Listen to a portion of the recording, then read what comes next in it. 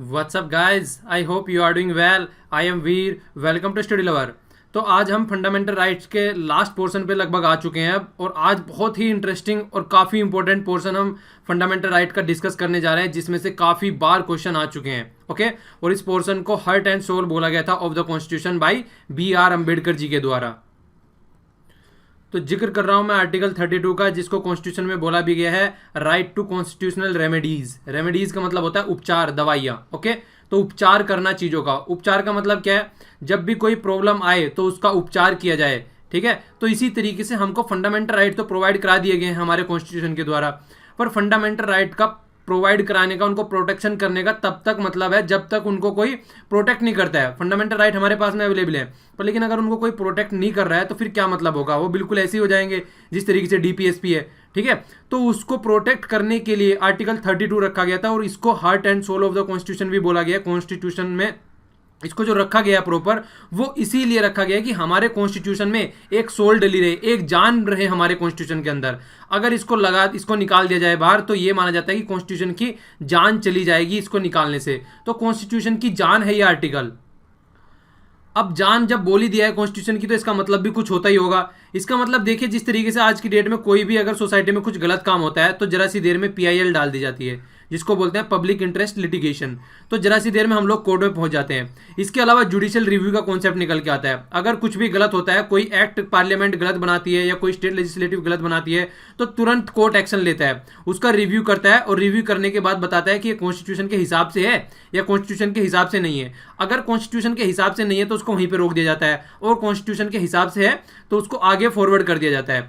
तो इस तरीके से जो भी ये काम होते हैं, सारे जो कॉन्सेप्ट निकल के आते हैं, वो उनके बैकग्राउंड में कहीं ना कहीं आर्टिकल 32 रहता है, जिससे कॉन्सेप्ट निकल के आते हैं। ओके, तो आर्टिकल 32 को इसीलिए जो हमारे कॉन्स्टिट्यूशन को लाइव डॉक्यूमेंट बनाने का काम करता है, वो उसके बैकग्राउंड में भी आप लोग आर्टिकल 32 को ही बोलेंगे। और मैंने आप लोगों को लास्ट लेक्चर में बताया था, जिस तरीके से कुछ कंट्री ऐसी है, यूके का हम नाम ले लीजिए। अगर यूके में क्या है, पार्लियामेंट सोवरन है। ठीक है, तो वहां पे कुछ भी अगर पार्लियामेंट कर देती है तो फिर जुडिशरी में इतनी हिम्मत नहीं है कि उसको चेंज कर दे। तो पार्लियामेंट के हाथ में सारी पावर रहती है मैक्सिमम, तो सोवरेनिटी वहां पे पार्लियामेंट की है। पर हमारे यहाँ पे सोवरेनिटी पार्लियामेंट की नहीं है, हमारे यहाँ पे सोवरेनिटी किसकी है? कॉन्स्टिट्यूशन की सोवरेनिटी है। और कॉन्स्टिट्यूशन की सोवरेनिटी इसलिए, अगर कुछ भी होता है, पार्लियामेंट कुछ भी लॉ या एक्ट बनाती है, तो अगर वो कॉन्स्टिट्यूशन के हिसाब से नहीं है तो जुडिशियल रिव्यू के द्वारा जुडिशरी क्या कर देती है? उसको साइड में रख देती है। ठीक है, तो उसको नल एंड वॉइड साबित कर देती है। तो ये काम जुडिशरी के द्वारा किया जाता है, और जुडिशरी के द्वारा किया जाता है, तो इसीलिए हम यहाँ पर क्या बोलेंगे?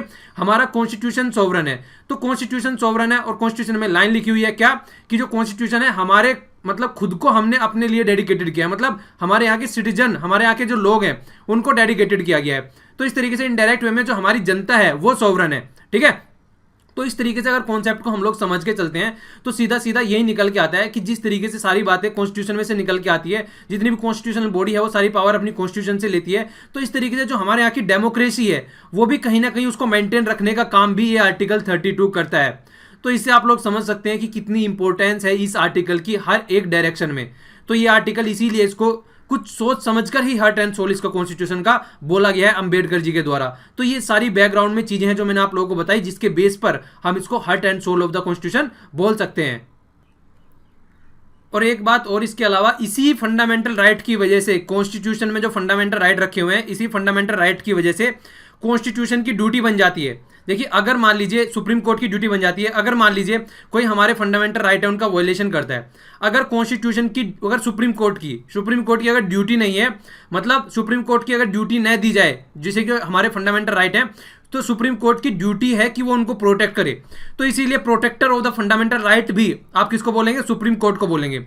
Supreme court protector of the fundamental right और कस्टोडियन ऑफ द कॉन्स्टिट्यूशन, तो दोनों का जब नाम आता है तो वो काम कौन करता है? वो काम करता है हमारे यहाँ पे सुप्रीम कोर्ट।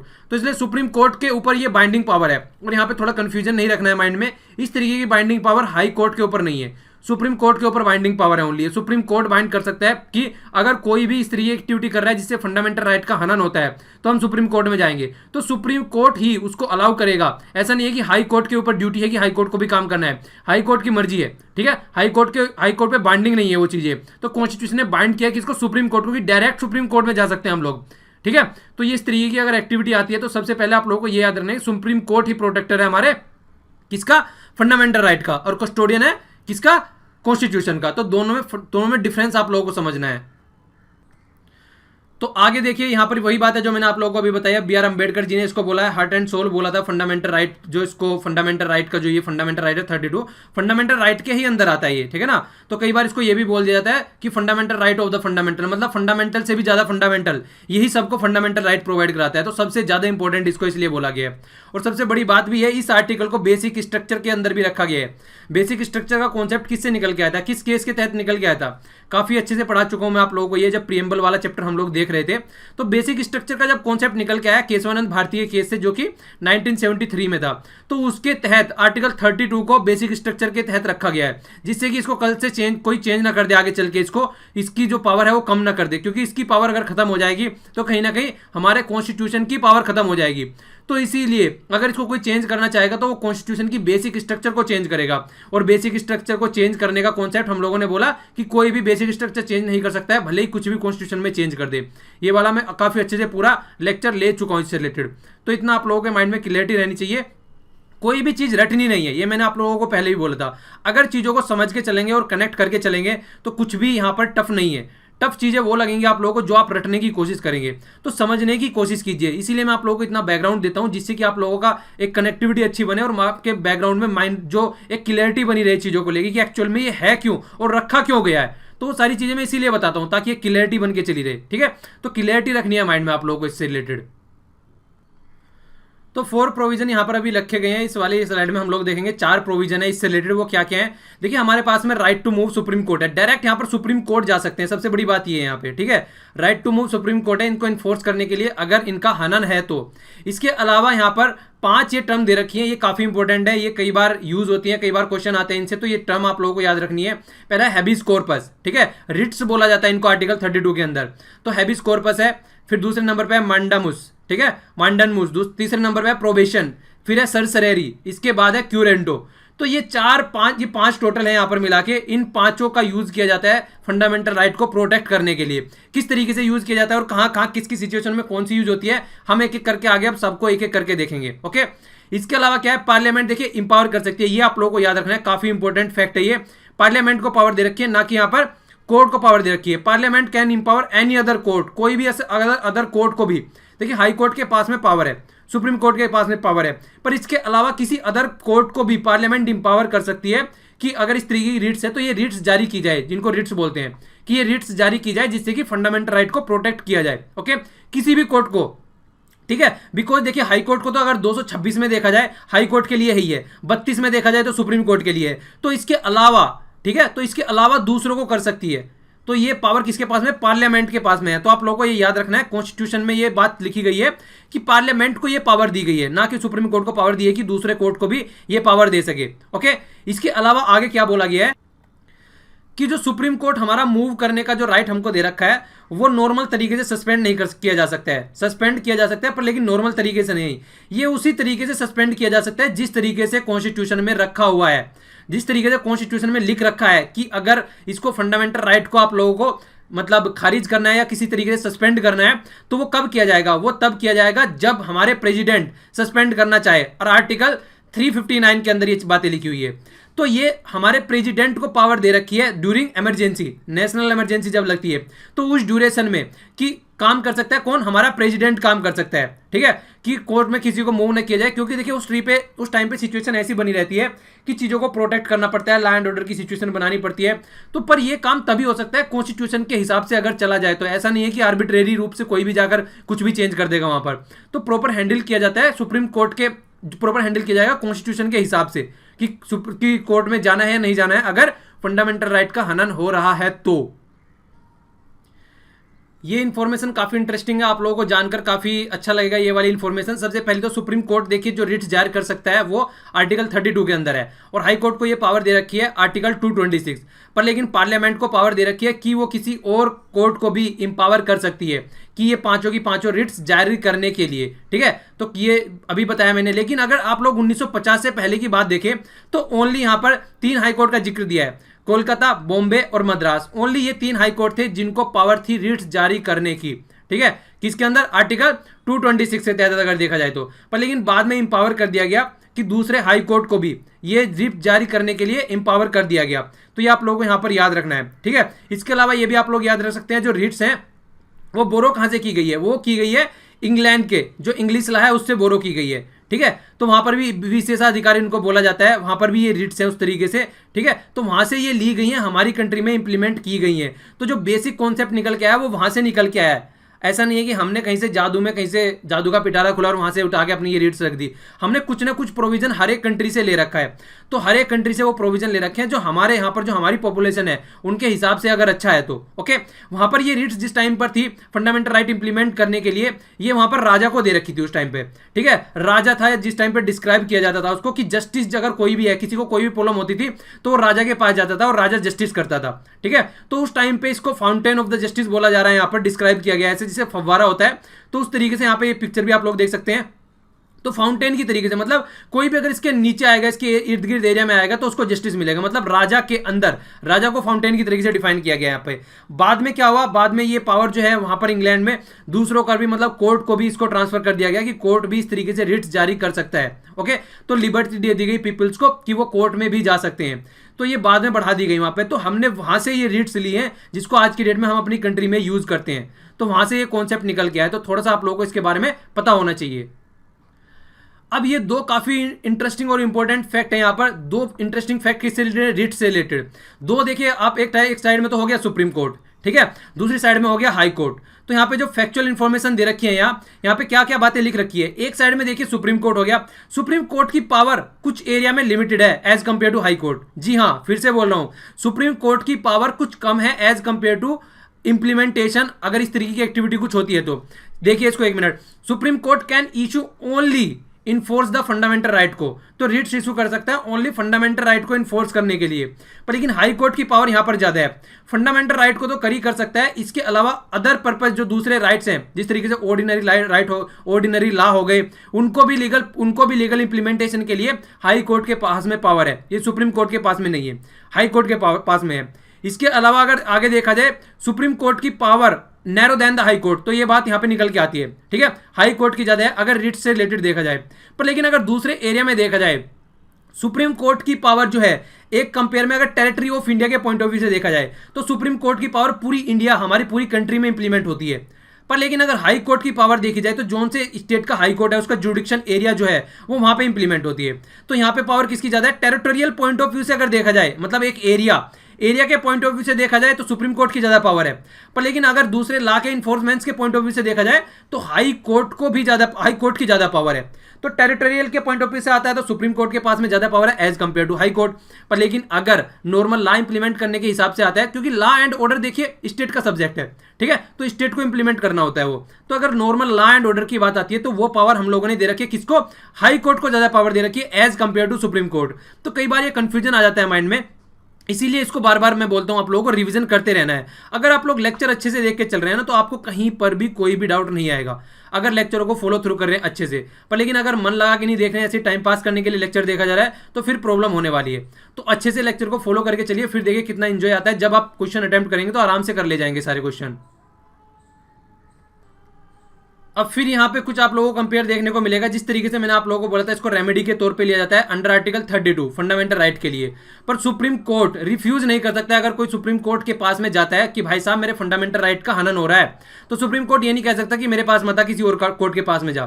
सुप्रीम कोर्ट को ये पावर नहीं दी है कि वो रिफ्यूज कर दे, वो मना कर दे कि तेरे फंडामेंटल राइट को मैं प्रोटेक्ट नहीं कर सकता।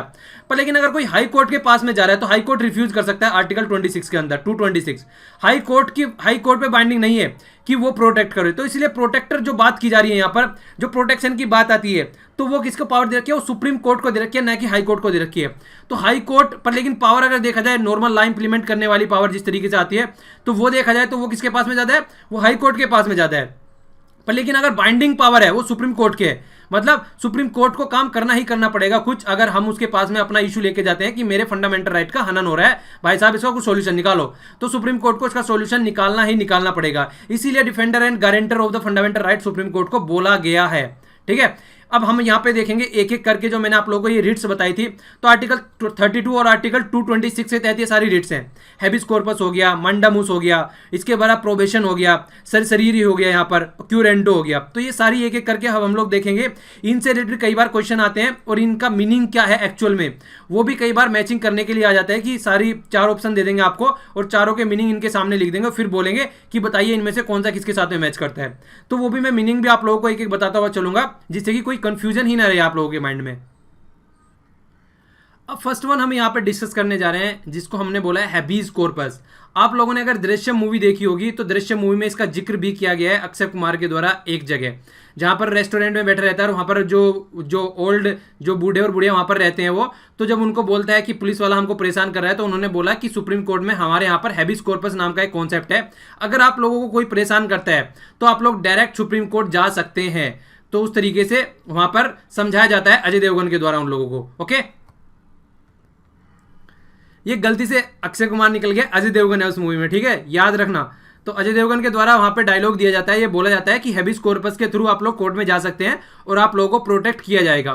तो इसका मीनिंग क्या है? टू हैव ए बॉडी, तो हमारी बॉडी को हम प्रोटेक्ट कर सकते हैं, ठीक है, अगर कोई भी अनलॉफुल एक्टिविटी हो रही है हमारे साथ में तो ये बात यहां पर लिखी गई है। तो इस तरीके की जो टर्म्स होती है, मीनिंग क्या है उसका, इस तरीके की जो मीनिंग दे रखा है यहाँ पर, ये भी डायरेक्ट मैचिंग करने के लिए आ जाता है। ओके, तो यहाँ पर आप लोगों को याद रखना है। तो बोला क्या जा रहा है कि देखिए, अगर किसी को डिटेन किया जाता है इस तरीके के द्वारा, एक पर्सन के द्वारा किसी अदर पर्सन को, तो बाद वाला क्या जा सकता है, कोर्ट में जा सकता है अपने जो भी उसके ग्रीवेंसीज है उनको लेके कि मेरे उसका सोल्यूशन निकाला जाए, ठीक है। कोर्ट क्या करेगा फिर? कोर्ट देखेगा कि जो इंसान यहाँ पर आया है वो सही है या गलत है, या फिर ऐसे ही आ गया कोई, तो उसको देखेगा। फिर अगर गलत तरीके से डिटेन किया गया है तो उसको छोड़ दिया जाएगा। तो जो इंडिविजुअल की है लिबर्टी बनाए रखने का कि ये काम करता है, आप लोग ये देख सकते हैं यहाँ पर। और काफी इंपॉर्टेंट है, ये भी कई बार आ जाता है कि किसके तहत ये इशू किया जा सकता है। तो यहाँ पर ये दोनों के तहत इशू किया जा सकता है। ये पब्लिक ऑथोरिटी अगर कोई इस तरीके की एक्टिविटी करती है, या फिर कोई इंडिविजुअल किसी को परेशान करता है, तो वहां पर भी ये रिट्स इशू किया जा सकता है। पर लेकिन कहां पर इशू नहीं किया जा सकता है, ये भी देखने वाली बात है। देखिए, अगर किसी को डिटेन किया गया है लॉफुल एक्टिविटी के द्वारा, मतलब अगर प्रॉपर लॉ के थ्रू किसी को डिटेन किया गया है, ऐसे ही फालतू में डिटेन नहीं किया गया है, तो वहां पर ये इंप्लीमेंट नहीं होगी। ओके, किसी ने कोर्ट ऑफ कंटेम्प्ट किया है या फिर लेजिस्लेचर के थ्रू कुछ गलत काम किया है कि दोनों को मतलब फॉलो अप करके नहीं चला है, तो वहां पर भी इसको इशू नहीं किया जाएगा। ये ओनली उस टाइम पर इशू किया जाएगा जब इसको प्रॉपर वे में हैंडल नहीं किया जा रहा है, प्रॉपर वे में इसको लेके नहीं चला जा रहा है। अगर प्रॉपर वे में काम हो रहा है लॉ के थ्रू, या फिर कोर्ट ऑफ कंटेम्प्ट किसी ने कर दिया, उस टाइम पे कोई जाकर वहां पर जा रहा है, या फिर कोई किस ऐसी काम कर दिया जो कि मतलब गलत है करना हमारी सोसाइटी के पॉइंट ऑफ व्यू से, तो वहां पर अगर किसी को डिटेन किया जा रहा है तो वहां पर इसको इशू नहीं किया जा सकता है। इसको इशू नॉर्मल टाइम पे किया जाएगा जब अगर गलत तरीके से आपके साथ में कोई गलत व्यवहार कर रहा है, पकड़ के ले गया बिना किसी बात के, तो इस तरीके की एक्टिविटी जहां पर होती है, तो उस टाइम पे आप अपने आप को सेव करने के लिए इसका यूज कर सकते हैं, ठीक है। और आगे क्या बोला जा रहा है यहां पर कि अगर किसी को डिटेन किया जाता है और वो जुडिक्शन वाला एरिया अगर आउटसाइड द कोर्ट है, कुछ ऐसी चीजें होती हैं कि पार्लियामेंट के पास में ज्यादा पावर है, ठीक है, तो उस तरीके के एरिया में भी हो सकता है कि यहां पर आप लोगों को ना मिले। तो कुछ केसेस हैं जहां पर ये इशू नहीं किया जाएगा, पर लेकिन मैक्सिमम केसेस अगर नॉर्मल तरीके से एक देखा जाए, देखिए कोई भी चीज कंप्लीटली सही नहीं होती है, कुछ ना कुछ तो प्रॉब्लम होती है, इसीलिए हम कहते हैं कि चांद में भी दाग है, ठीक है। तो जब दाग आप लोग बोलते हैं वो कहीं ना कहीं इसी तरीके से निकल के आता है कि कोई भी चीज परफेक्ट नहीं होती, हर चीज में कुछ ना कुछ प्रॉब्लम होती है। तो इसीलिए कुछ ऐसे एरिया है जहां पर इसको इशू नहीं किया जा सकता। तो याद रखिएगा इसको आप लोग अच्छे से, अगर कोई भी इस तरीके की एक्टिविटी होती है आसपास में भी, तो इसका यूज किया जा सकता है। अब यहां पर हम लोग देखते हैं मंडेनमुस। तो यहां पर क्या बात की जाती है, यहां पर यह बात निकल के आती है कि ये किसके लिए इशू की जाती है। तो जिसकी कमांड है, देखिए वी कमांड, तो यहां पर बात क्या निकल के आती है, ये कोर्ट के द्वारा इशू की जाती है। किसको? पब्लिक ऑफिसर्स के लिए। मान लीजिए कोई आईएएस या आईपीएस ऑफिसर है, अपना वर्क ठीक से परफॉर्म नहीं कर रहा है, ठीक है, तो उस टाइम पे अपनी ड्यूटी को जो ढंग से परफॉर्म नहीं कर रहा है अगर कोई, तो यहां पर उसको फटकार लगाई जाएगी कोर्ट के थ्रू कि आपको अपनी ड्यूटी ढंग से परफॉर्म करनी है। तो जो पावर दी जाती है वो पावर यहां से निकल के आती है। आप लोग भी कोर्ट में जाके बोल सकते हैं ये पब्लिक ऑफिसर है, ढंग से काम नहीं कर रहा है, ठीक है, तो उसको अपनी ड्यूटी ढंग से करनी पड़ेगी। तो इस टाइम पे क्या है, उस टाइम पे ये वाली जो रिट्स है ये वाली जारी की जाती है उसको ढंग से काम कराने के लिए, ठीक है। अगर वो ढंग से काम नहीं करता है या फिर रिफ्यूज कर देता है कुछ एक्सेप्ट करने में चीजों को, तो तब उस टाइम पे आप लोग कोर्ट में जा सकते हैं। तो उस टाइम पे इसका यूज होता है। पर सबसे आप लोगों को याद रखना है कि अगेंस्ट एनी पब्लिक बॉडी, अगर कोई करप्शन वगैरह करती है या फिर इंफीरियर कोर्ट या ट्रिब्यूनल, तो वहां पर ये सारी चीजें इंप्लीमेंट होती हैं। इंप्लीमेंट कहां पे नहीं होगी? किसी प्राइवेट इंडिविजुअल के वहां पे इंप्लीमेंट नहीं होगी। मान लीजिए आप किसी प्राइवेट कंपनी में काम कर रहे हैं और प्राइवेट कंपनी वाला कुछ इस तरीके से चीजों को फॉलो करके नहीं चल रहा है जिस तरीके से आप लोग चाहते हैं, ठीक है, तो वहां पर इसको इंप्लीमेंट नहीं होगा। वो अपना काम नहीं कर रहा है तो वहां पर नहीं बोला जाएगा उसको कि अपनी ड्यूटी परफॉर्म कर।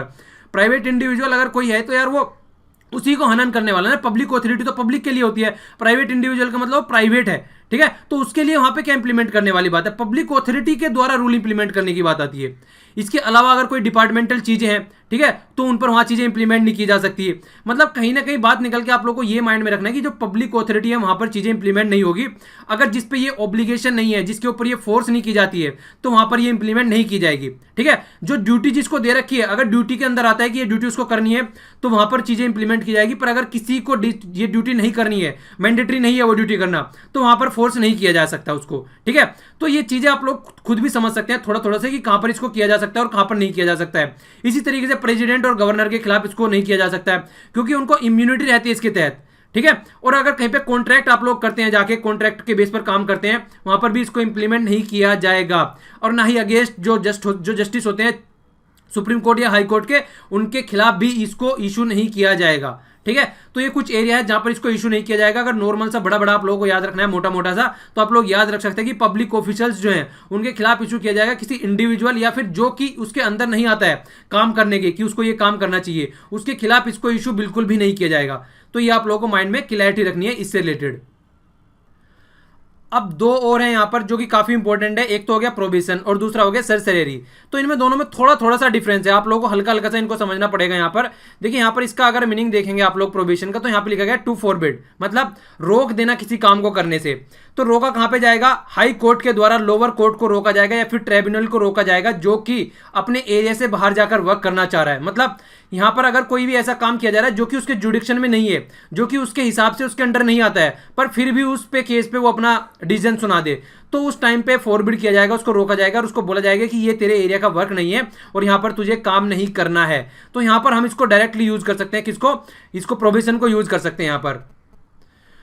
तो यहां पर अगर देखा जाए तो जिस तरीके से मांडन उसको देखा था तो वो डायरेक्टली एक्टिवली, ठीक है ना, डायरेक्टली एक्टिव थी वो, लेकिन प्रोविजन को देखा जाए ये इनएक्टिव है डायरेक्टली। मतलब अगर कोई कुछ गलत काम करेगा उसके बाद में फिर इसको एक्टिवेट किया जाएगा कोर्ट के द्वारा, ठीक है। पर लेकिन वहां पर अगर आप जाते हैं तो डायरेक्ट उसको काम करना पड़ेगा वहां पर, जिस तरीके से मांडन उसमें बात की, क्योंकि वहां पर ड्यूटी की बात आ गई थी, वहां पर ड्यूटी फॉलो करके चलनी थी। पर यहां पर इसके जुडिक्शन एरिया की बात आई है, अगर उससे बाहर जाता है तो तब जाके उसको एक तरीके से रोका जाएगा, ठीक है। तो ये बात यहां पर की गई है। इसके अलावा देखिए जो ये रिट्स है ये इशू किसके खिलाफ की जा सकती है? तो सीधी सी बात है, जो जुडिशियल बॉडी होगी उसके खिलाफ यूज की जाएगी। तो जो जुडिशियल बॉडी है, जिस तरीके से लोअर कोर्ट की बात की गई है, या फिर क्वाज़ी जुडिशियल बॉडी है, जिस तरीके से कौन सी आप लोग यहाँ पे एग्जांपल ले सकते हैं, नेशनल ग्रीन ट्रिब्यूनल का एग्जांपल ले सकते हैं। तो ये क्वाज़ी जुडिशियल बॉडी होती है, मतलब इनके पास में इतनी पावर होती है कि चीजें कुछ इंप्लीमेंट करवा सके, पर इतनी भी पावर नहीं होती जितनी की कोर्ट के पावर हाई कोर्ट के पास में या फिर सुप्रीम कोर्ट के पास में पावर है। तो ये एडमिनिस्ट्रेटिव डिसीजन है, उनको इंप्लीमेंटेशन करने का काम करती है। तो क्वाज़ी जुडिशियल बॉडी इनको बोलते हैं। तो नॉट अवेलेबल किसके लिए अवेलेबल नहीं है? एडमिनिस्ट्रेटिव के लिए क्या था अवेलेबल? मांडनमुस हमने अभी देखा, पर लेकिन इनके लिए ये अवेलेबल नहीं है। लेजिस्लेटिव बॉडी के लिए भी अवेलेबल नहीं है, प्राइवेट इंडिविजुअल के लिए भी ये अवेलेबल नहीं है, ठीक है। तो ये कई बार ये बात आ जाती है कि कौन सी किसके लिए अवेलेबल है, तो आप लोगों को ढंग से लेक्चर को रोकना है, वहीं पर समझना है कि मैं किसके बारे में क्या बात कर रहा हूं, तो वो आप लोगों को अच्छे से समझना है, उसके बाद में ही आगे बढ़ना है, ठीक है। थोड़ा सा कंफ्यूजन रह सकता है, पर लेकिन रिपीटेडली आप इसको सुनेंगे एक दो बार तो चीजें कंप्लीटली क्लियर हो जाएगी आप लोगों के माइंड में। ओके, आइए अब आगे चलते हैं। नेक्स्ट वाली है सिरसरेरी। तो इसका प्रोनाउंसिएशन कई बार डिफरेंट भी होता है, तो नॉर्मल है इसको यही बोलते हैं। तो इसका आप लोगों को याद रखना है। तो टू बी सर्टिफाइड, एक तो बात की गई सर्टिफाइड, और टू बी इन्फॉर्म्ड, ये दोनों का काम करती है। देखिए जो प्रोविजन होता है वो ओनली प्रिवेंटिव काम करती है, मतलब कोई अपने जुडिक्शन से बाहर जाकर कोई काम न कर ले, तो वहां पर कहां क्या होता है, वहां पे प्रोबेशन आता है। पर लेकिन ये क्या करती है, ये काम करती है कि प्रिवेंटिव भी करती है और क्यूरेटिव भी करती है। मतलब किसी ने अपनी जुडिक्शन से बाहर जाके काम तो कर दिया है, अब पूरा काम भी कर दिया उसने, उसको किस तरीके से सही किया जाए जो उसने गलत कर दिया है, तो दोनों का काम करती है ये। तो प्रिवेंशन भी काम करती है कि अपने एरिया से बाहर नहीं जाना है, और इसके अलावा अगर बाहर चला गया तो उसको सही भी कैसे करना है, तो ये दोनों का काम करती है यहाँ पे, ठीक है। तो ये किसके द्वारा इशू की जाती है? High court to lower court या फिर ट्रिब्यूनल, और या फिर ट्रांसफर जो केस पेंडिंग पड़े रहते हैं, मान लीजिए किसी कोर्ट के पास में केस पड़ा हुआ है कोई, और उसका वो उसके जुडिक्शन में नहीं आता है और पड़ा हुआ है वहां पर, तो उसको बोला है ट्रांसफर कर दे इसको ऊपर, ठीक है। तो ये भी इस तरीके से एक्टिविटी की जा सकती है। तो ये आप लोग देख सकते हैं वहां पर ओनली रोका गया था कि आपको अपनी जुडिक्शन से बाहर नहीं जाना है।